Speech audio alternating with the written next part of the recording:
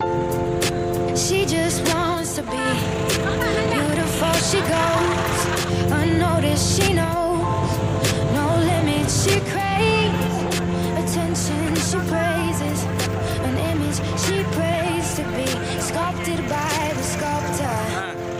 Oh, she don't see the light that's shining deeper than the eyes can find it. Maybe we're made of blind, so she tries to cover up her pain. Rolls away. 'Cause cover girls don't cry till the face is made. But